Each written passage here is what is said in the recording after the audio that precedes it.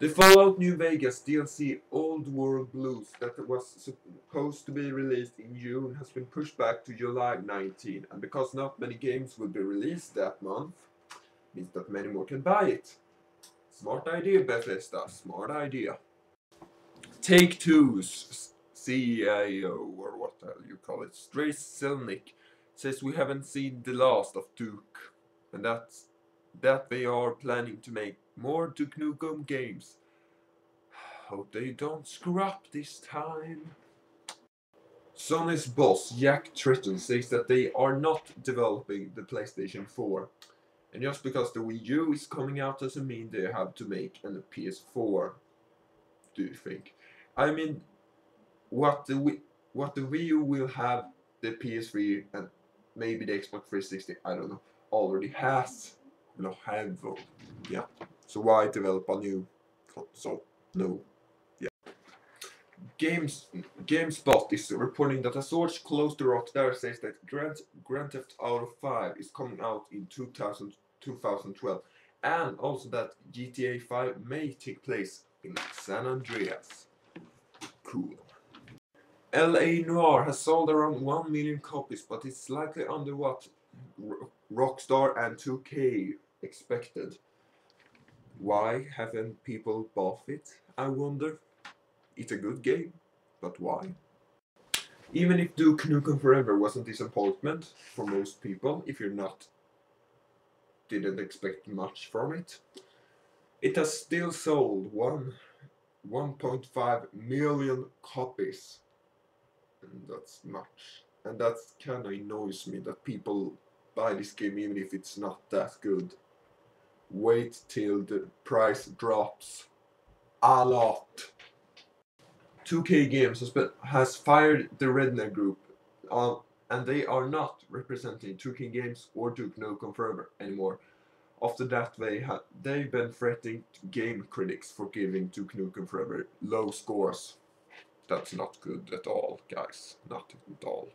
Final Fantasy 13 Part 2 is said to be 70% complete, and that makes the release date of January 2012 believable. Hope it can come out and does not suck. Hope that. THQ has shut down Chaos Studio, but that doesn't mean the Homefront is dead. Oh no.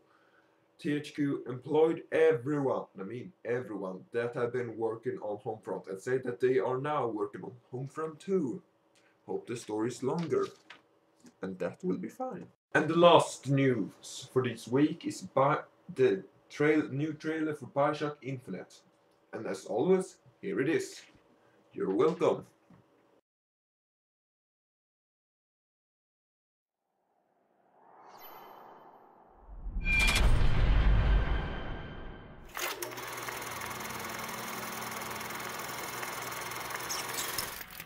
In Bioshock, Tenenbaum, the character Tenenbaum, was sort of exploring the work that was going on in DNA at the time. You know, the work that Crick and Watson were doing. And she was building upon that, and that, you know, a very radical enhancement of that work was done by Tenenbaum and Suchong, and you get the world of plasmids that make the original Bioshock. Elizabeth's not a scientist, but she has the ability to interact with the kind of science that was being done in this period, the kind of science that was being done by Einstein, the kind of science that was being done by Heisenberg. All this sort of the world of physics that's being explored, you know, around the turn of the century, and how the science, in the same way Crick and Watson were opening our eyes up to what was inside our body, these scientists, Einstein and Heisenberg and Max Planck, were opening our eyes to what existed around the universe. And everybody can see in the world of Columbia these tears that are windows into these worlds that Heisenberg and Einstein were starting to explain to us. Elizabeth can actually reach into those worlds and manipulate them. And that's what her power, that's what you're seeing her do in the world. And that becomes this great game system we call the tears in Bioshock Infinite, where you'll be in a space and you'll see a window where you see a skyline that doesn't exist in the Columbia that Booker is in. You'll see a turret maybe that doesn't exist in the Columbia that Booker exists in. You'll see a bunch of founders who might come in and help you fight the Vox Populi guys you're fighting, who doesn't exist in the world version of Columbia that Booker's in.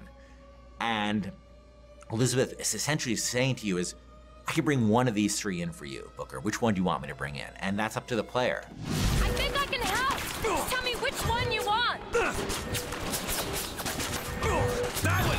Now! We're gonna have all these tools that the player can access via Elizabeth that is gonna make everybody's play experience different. And that's what we always want with a BioShock game. We want the way I play it, the way you play it, the way he plays it to be different.